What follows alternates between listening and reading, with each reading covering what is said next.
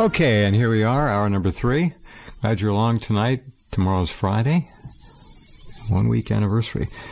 Deborah Tavares was joining us tonight. She has, as usual, a trunk full of data that she's picked up along with Lou. I don't know how they do it, but they're on the road, traveling, going to conferences, listening, recording, doing amazing things to get information together to present on her website, one of them, stopthecrime.net, and on her program, heard here before this program each night, Monday through Friday. Hello, Deborah. Thanks for being here. How are you? Well, Jeff, the bigger question is, how are you doing? Because I know that you were met with an enormous challenge a week ago. Well, almost a week ago tomorrow. Yeah, it's, honestly, I've heard, I don't know if there's any, people say that often after a bad wreck, you don't hurt for a week, and then your body says, ouch, and if that's what's happening. I have a fever. I've got, see, the reason I got out of the hospital so quickly, I was supposed to be in there for 4 or 5 days, something like that. I got out the next day because of MRSA. All hospitals have MRSA, yeah, and I had a big gash on my shin, which is now, I just noticed my foot and my leg are swollen up, and I don't like that. So I was good to get out of there, but I've got to do something now. This could be something that needs more attention. And then my head, from being whacked around, was left in a state of ouch. It hurts. Well, I can appreciate that, Jeff. Certainly we know that these deplorable technologies are being used on a more massive scale. In fact, it's so easy to do, Deborah. It's yes, just not, it's 1960s technology. That's exactly right. In fact, I was going to be booking Dr. Ronnie Kilde, Kilde. I've heard of her. Yes, an amazing woman. She was actually murdered in February of this year. She talked about microchips, implants, mind control, and cybernetics. Mm-hmm. And she spoke about all of these technologies and really was ringing the alarm. She had even gone to a conference that I was able to get some interviews out of in Belgium at the beginning of the year, and had been talking with her until she was murdered. And it was a horrific situation, but all of these technologies are real. And I'm going to just read an email exchange so the listeners can understand. Between you and she? Well, no, I'll talk a little bit more about her in a minute, but I really want to get this out because everyone needs to hear this exchange. Now, I'm going to set it up. Sebastopol, California, about an hour north of the Golden Gate Bridge, was the original ground zero against the smart meters. This area was in force, protesting. There were arrests. We were shutting down local PG&E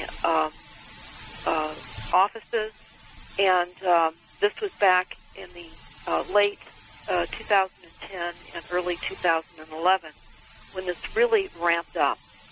And in fact, around 2011, there was a PG&E employee who was the director of the smart meter division for PG&E. And actually, I had received a letter from PG&E asking if I would participate in a dinner meeting. And I RSVP'd and said, yes, Lou and I would be happy to attend. And they said, no, your husband can't come. We don't have enough seating. Oh, please. And it can only be you. Right. I did go, Jeff, and I attended a total of 3 meetings. They had various educators about the smart grid. They were showing us smart meters, explaining how they were going to work. Do you think they could have shoehorned Lou in there somehow? Oh, there's no question that he couldn't have been there. But he wasn't. And so what my main question at the first meeting was, is what would happen if tenants in buildings that property owners own are invited into a class action lawsuit because the illness is generated from all of the increased frequencies, and particularly since owners of properties were not given a choice at that time whether they wanted a smart meter or not. And they brought in an attorney, a PG PG&E attorney at the second of the 3 meetings. They said that there was only an hour that he could be there. And he admitted during the first half an hour of his discussion that he really didn't know much about the smart meters. There was a tremendous amount of information that he still had to go over. He spent a half an hour really saying nothing. And I was getting irritated looking at the clock because I realized I needed to get my question answered and asked and answered. So I held up a piece of paper and I said, "Excuse me, but let's just say, for example, that this is a summons that as the property owner of an apartment, we were given, and we're now invited to participate in expending our funds in a class action lawsuit because the tenants are claiming they are now ill. How is PG&E going to participate in the support of a lawsuit in these circumstances?" And he said PG&E would not be liable or responsible in any way, that they were mandated by the California Public Utility Commission. And it was around that period of time that the smart meter director, who was in attendance at the 3 meetings that I participated in, was caught trying to impersonate his identity and get into a Google group that we were all in, communicating about the smart meters, etc. And he was caught, again, lying about his identity. And this ensued in litigation, and ultimately there was a fine. He was fired, and it became quite a several-year lawsuit with PG&E. And I believe, as I recall, it was about a $400,000 lawsuit that ended up getting paid by PG&E. And during that period of time, I and others received phone calls from the San Francisco Chronicle asking how it felt to be spied on by our utility company. And that was just shortly after my arrest. I was arrested on 1/11/11, and I told the Chronicle that this did not surprise me that PG&E was spying on their customers, because that's exactly what the smart meters were doing. And I would not have expected anything short of their behavior, because not only are they spying, they're attaching pulsed microwave radiation frequencies on our home in anticipation of further enhancement with all of the RFID chipped appliances and then the home area network. Sure. That we are all fried in our homes. Right. Needless to say, time went on. Of course, the entire push against smart meters got out of California, fortunately, and other states have been fighting it as well. What we did discover is that the entire opt-out was all part of a psychological maneuver to throw the activists against the smart meters off course, and for those that were outspoken to believe that they were being listened to. And the opt-outs were and always were only an appeasement plan to give people the illusion that the utilities worked for them and that the CPUC worked for us as well. Right. We actually found a document out of the sociology department out of Vanderbilt University that we have on the homepage of stopthecrime.net that talks about how they would socially engineer the utility companies in accepting the smart grid.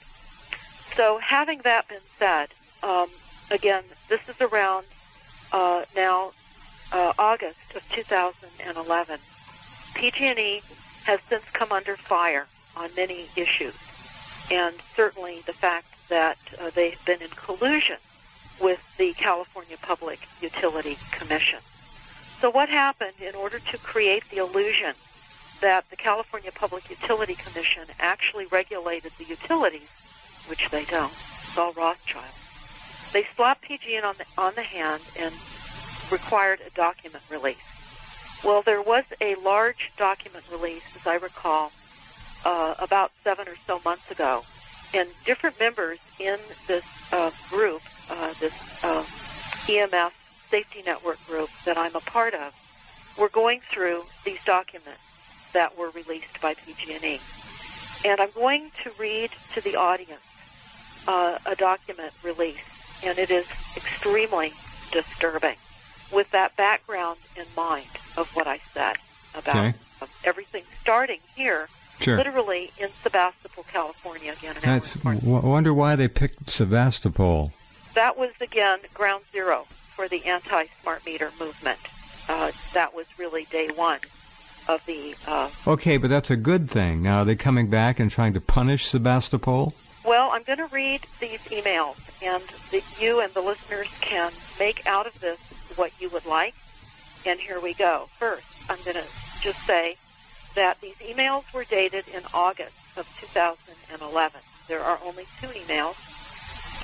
One is from the California Public Utility Commission going to PG&E, Pacific Gas and Electric. And again, you can type in PG&E followed by Rothschild, and you will see that PG&E is Rothschild. It's hard to believe. It's amazing. They're just in everything. Yeah. Yes, they are.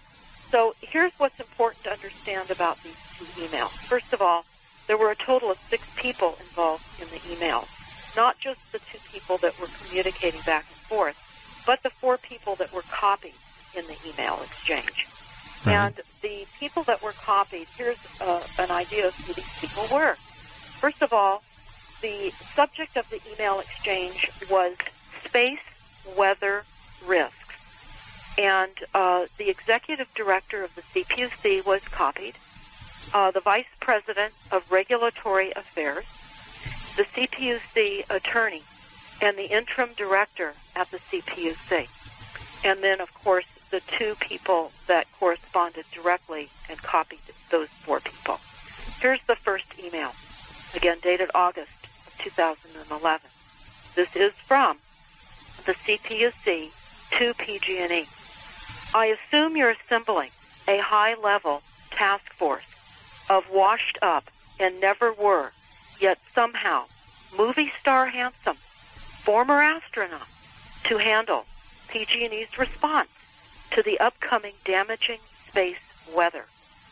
Also, please dribble out one at a time over the next few months all internal memos, lawsuits, PowerPoint presentations, and officer cover-up directives in which PG&E is repeatedly warned about damaging space weather and chooses to do nothing, then has its lawyers blame its customers, a.k.a. Earthlings, for an adverse consequences resulting.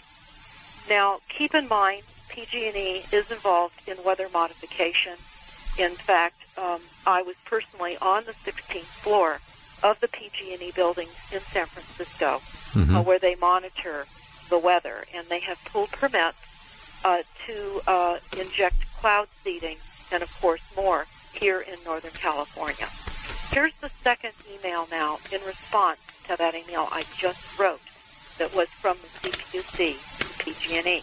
Now, this is only within about 10 minutes. Can you talk a bit louder, Deborah? I think we're getting a little low. There we go. Now we're there. Yeah, this is only about a 10-minute delay before there's an answer back from the CPUC email from PG&E. This is now from PG&E. Just a reminder, we are the first to propose a solar generator in space that will beam RF waves down to a receptor site and convert it to DC current. We have changed our receptor site from the Mojave Desert to Sebastopol, California. Now, this is a very alarming. I sent this email exchange to some higher-ups, and I received some responses to this email and what they believe is meant. And this is the first comment response to this email exchange. I consulted with a top expert, a man who was a high official in an American electronics company with a classified job and deep knowledge about these matters. I have been able to come up with the following. This system is set of orbital sun collectors, which will concentrate sunlight and convert it to microwaves and send it down to a station to generate power. It, however, could be used by aiming to any target below within a certain radius to completely destroy all human life slowly in a large city. Very dangerous, unneeded means of generating power now that we have so many free energy means available. Obviously, most energy providers are associated with and under the control of the U.S. government and Intel. Here's the second comment to this email exchange.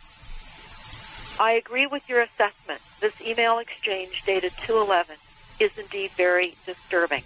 I submit it is merely a wisp of the smoke from a recently fired gun, the visible tip of a very dangerous iceberg. I strongly suggest you immediately file a series of Freedom of Information Act requests targeting both the CPUC and PG&E in order to hopefully get a fuller picture of this complete iceberg and what has transpired concerning this to date. Okay. You, as a California resident, have every right to know what your public utilities are doing with your rate dollars.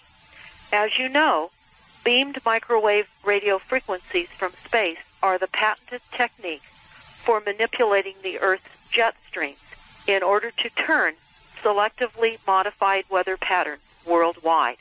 Climate change is genuine. However, I submit it is simply not the result of excessive human carbon emissions footprints as infamously claimed.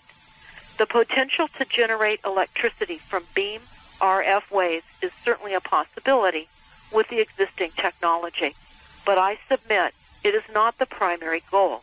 I submit the necessary outer space RF generators are already in place and have been functional for at least a decade and a half.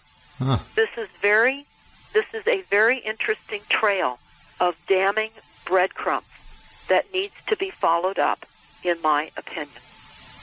Then I have another comment, and this is interesting.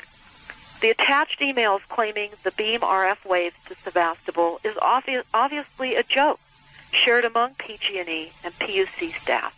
The technology for this has not even been developed, financed, or tested. It doesn't exist. It doesn't exist. And here's a comment back to that. Sadly, the tech has long since been used. Space-based weapons in conjunction with the wireless networks, along with frequencies used to disperse crowds, etc., are old technologies. Most people are unaware just how advanced tech has become. 6 people were involved in these emails, PG&E and CPUC, and the tech is real. So joke or not, when someone yells fire, we must investigate, don't you think? And then there's attachments showing the involvement of PG&E with weather weapons, which they are heavily engaged. As you know, Rothschild owns Weather Central. And also the involvement of Rothschild and PG&E. So what we had was an obvious targeting to incapacitate the initial group against the smart meters, because certainly when we read the documents about the successes of the deployment of the smart grid worldwide, California is mentioned repeatedly as being the troublemaking state for the refusal of smart meters initially. So I just want everyone that is listening to understand the degree and the types of weapons, because, Jeff, you certainly experienced the likelihood of weapons while you were in your vehicle, and they use these weapons on cities and crowd disbursement, and they can increase anger. They can cause all kinds of physical problems that people normally would not. Absolutely physical and emotional problems as well. We have to keep in mind that we are electrical beings, and there's a frequency for damn near everything. So if they blast you with it, you're going to get that kind of a response. That's exactly right. If it's go to sleep time, we just take a half second, and your car is out of control. And I'm not saying that's what happened. I don't know. I don't like to be dramatic about things, but it's certainly a possibility. Well, that's absolutely right. Now, I just wanted to share with the listeners on Ronnie Kilde's behalf, because she was murdered, and she spent many years getting out the information of targeted individuals, those people that are targeted with electromagnetic weapons, harassed, traumatized, and tortured. Generally, their employment is eliminated. They are injured constantly. They're in pain. They suffer. And this is a real reality globally. And tracking teams and ground area networks literally focus in on individuals. And it's like an SS ground mafia team, a network. It's massive. It's unbelievably unreal, which is why people are not understanding what's happening. But I'm just going to read a little bit of a paper that Ronnie wrote in December of 2000. And she talked about Musada, the father of the Information Society. And he stated his concerns in 1980 that our liberty is threatened, an Orwellian style, by cybernetic technology totally unknown to most people. This technology links the brains of people via implanted microchips to satellites controlled by ground-based supercomputers. The first brain implants were surgically inserted in 1974 in the state of Ohio. And I'll continue with this on the other side of the break, Jeff. Very and good. Then we'll get into some of the most current water news. Okay, very good. Deborah Tavares and I will be right back in just a couple minutes. Glad you're along on this Thursday night, and we shall continue right after this.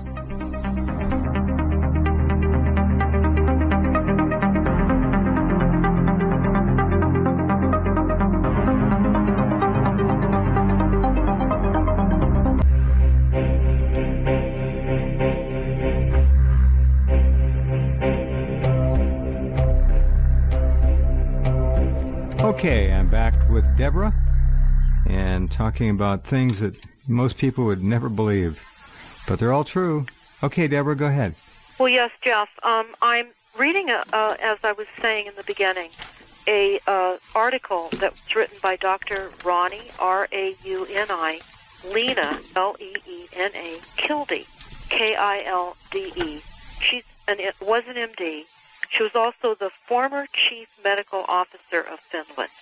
So I think people need to understand the clout that she had in Finland. And chief medical officer of the country, the government of Finland. That's correct. All right.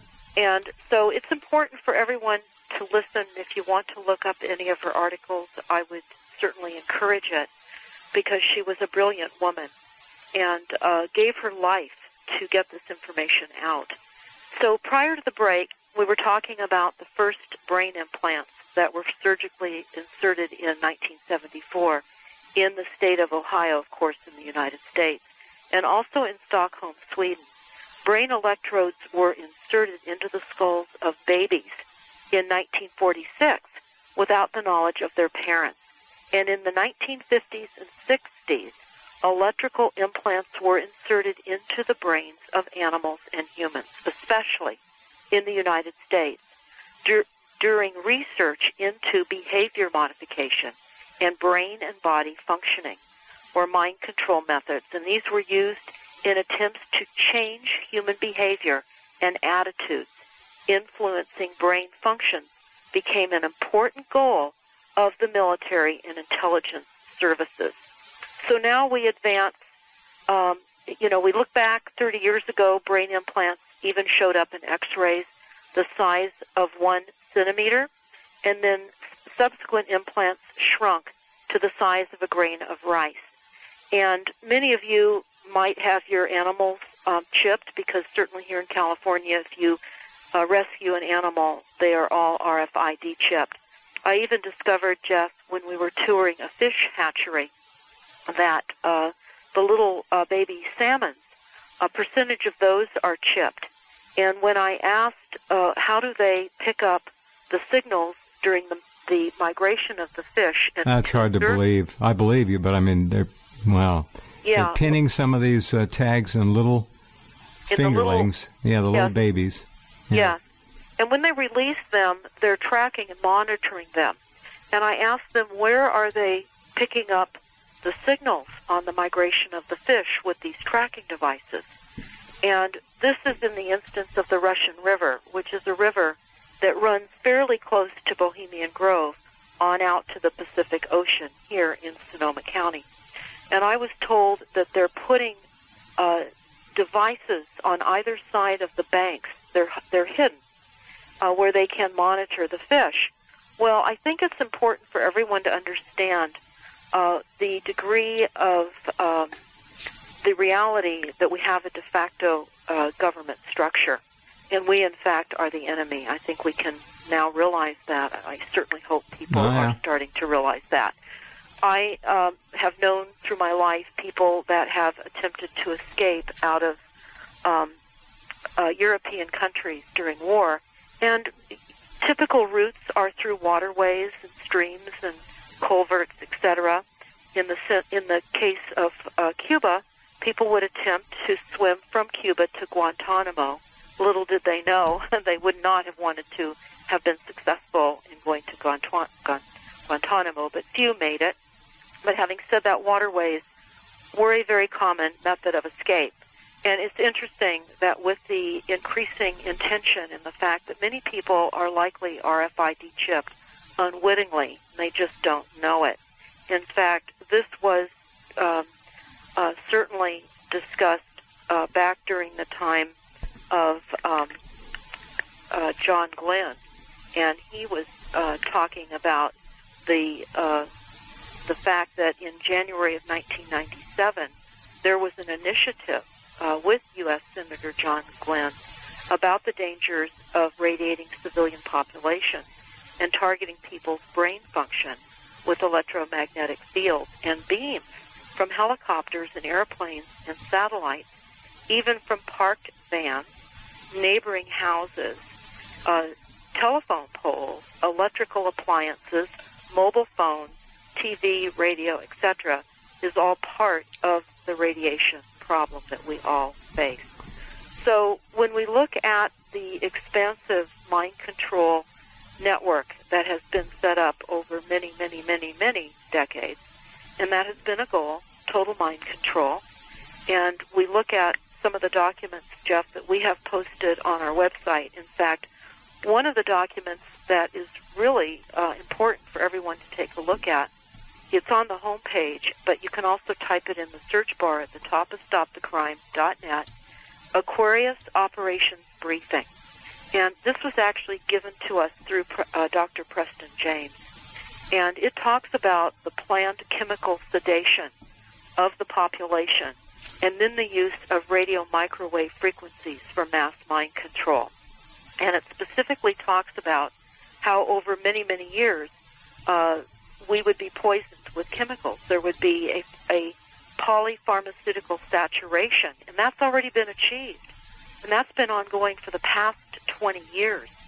And then there would be the introduction and exposure to everyday use of public water supplies that are poisoned and airborne pollutants. In other words, the full array of the poisons that we've already been seriously saturated with, and then how the increased use of frequencies would work in tandem with the saturation levels of the poison. And it would literally turn a person into an assassin. It would take over their mind. Again, this is the Aquarius Operations Briefing. It's about a 50-page document. The last few pages shows cell phone towers and other methods in which these frequencies would be used upon the population. But Ronnie Kildee talked about how today's microchips operate by means of low-frequency radio waves that target people. Yep. And with the help of satellites, the implanted person can be tracked anywhere on the globe. I can tell you, Jeff, right now, many people are buying frequency equipment. They can be as much as $20 up to $300. What do you mean frequency equipment? Well, you run it over your body, and it will literally it's a alert reader. you whether you've been biomedically implanted. Got it. Yeah. Yes. That's going to become something rather important for I'm sure it will. To obtain. I hear us going into I hear break. music too. Hold and on. then I want to get into the water situation quickly.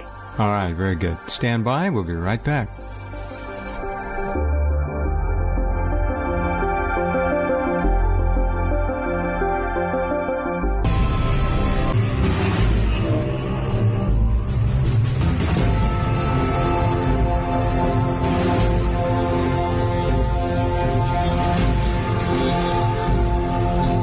Okay, and we're back with Deborah. All right, Deborah, talk to us about water. Well, yes, Jeff, actually, this is an action alert request for all listeners, and request to pass this information out as far and wide as everyone that is listening and beyond is able to. We run a website entitled primarywater.org, and that links to primary water experts as well. But on primarywater.org, we have half-page double-sided flyers that everyone can download and disperse. But, of course, everyone needs to understand first what primary water is. Because of primary water, we do not have a water shortage. Water is renewable. And there are incredible documents that all of you can get to on primarywater.org. Understand that we have been deceived on how water and where water really comes from. There's an excellent YouTube up. It's entitled Primary Water Explained. Primary Water Explained. It's important to understand that the Earth is the water planet. And primary water is good news, and it will provide us with all the water we need. And we're being really hit with media psyops and a massive campaign. Well, the government has a huge budget to hire people to work for the Internet, to work the media, you name it, and they're working it all the time. They certainly do. Now, I want to just go over some of the new rules here in California, and by far they're more than I've got time to go over right this moment. But one of the ones that should be extremely worrisome for everyone is this. Again, these are new rules. The state is going to be directing state departments to provide temporary relocation assistance to families who need to move from homes where domestic wells have run dry to housing with running water.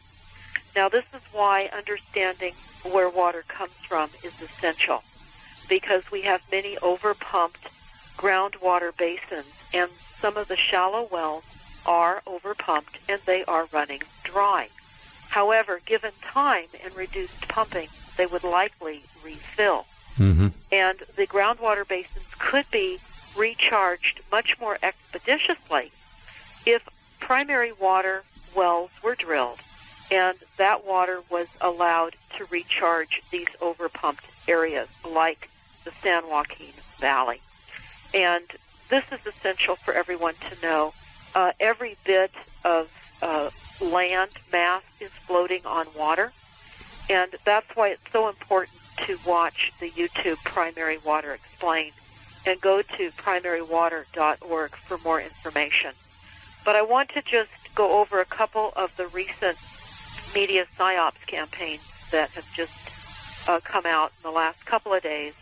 Our Governor Brown has urged fines up to $10,000 for water waste during this California drought. Now, of course, most of us know the drought is intentionally created.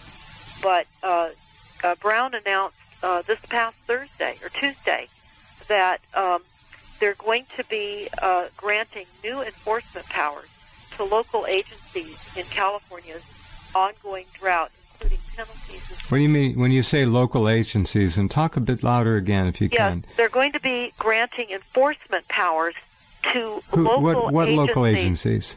Now, it does not enumerate, but I would be imagining we're talking about the water agencies, we're talking about city agencies. Your friendly water meter reader, while there's still any around? Well, certainly many people do not yet have smart meters on their water, but they will be sending Stasi groups around. This has been going on now for a while in some areas, where good want-to-be neighbors will report on other neighbors if they see what appears to be overuse of water. But it goes on to say that the governor's office said that legislation proposed by Brown would let public agencies deputize staff to issue water-related citations among other measures. Yeah. And you might think this is just another installment in a long enterprise to live with changing climate and with drought and uncertain duration, Brown said. So the fines are a water increase. Easier to blame people for overuse than to try to push and get fines approved. So this is a water increase. They're making certainly the original conversation of $500 fines seem rather tolerable when you now hear $10,000 water fines. So this is just a psychological adjustment to, of course, accept the $500 fine. I also want to point out that most recently, too, just a day or so ago, Governor Brown also increased the California's greenhouse gas emission targets, and they're getting tougher. And my comment on this, of course, is climate change policies are creating new global markets, and it's based upon greed and false science. Oh, you bet. Sure. Of concealing the real cause of climate change. And, of course, we know, most people know that the government, corporations, and militaries and international bankers control the weather and have weaponized weather to target, create fear, and drive relocation of populations into resilient cities. Resilient cities, interestingly enough, Jeff, were pioneered by the Rockefeller Foundation, and they are intended to help communities absorb shock and better respond emotionally to destruction and death. Resilient cities are engaged in reducing CO2 emissions. Resilient cities, boy. You drive into a town, there'll be a big billboard there. This is a resilient city. It used to say this is a tree city. Now it'll say it's a resilient city. Well, that's true, and the resilient cities are engaged in reducing CO2 emissions and identifying people that are not trauma prepared. So resilient cities are about making and helping people emotionally and physically adapt to the shocks and trauma of all the weaponization that we're facing. It's crazy. It is. Everybody who breathes should be declared a public enemy and taxed because they spew carbon dioxide. I mean, it's all nuts. Well, it is, and because it's getting more nuts by the minute, it's important for everyone that's listening to take some action. And what can they do? No, seriously, what can they really do? If they send off an email, the delete key. Goodbye. If they fax, the trash can. Well, if they mail... I think, Jeff, what we have to do is empower people to the knowledge of water. Certainly because we cannot live without water. And whether it serves us in ultimately benefiting by getting to it, just the knowing that the water science is being withheld from us, just like petroleum. We were always told that petroleum is a fossil fuel. And we know now that that was just all part of what Rockefeller did to create more profits with the illusion of a finite resource. And as we like to say, petroleum never came from dead dinosaurs.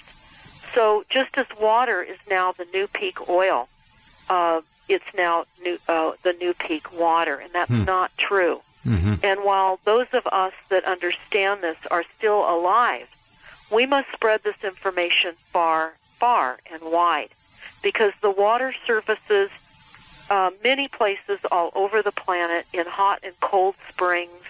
In fact, there's a wonderful photograph on the primarywater.org website of a geyser called Fly Geyser, F-L-Y Geyser, and it's on private property in Nevada.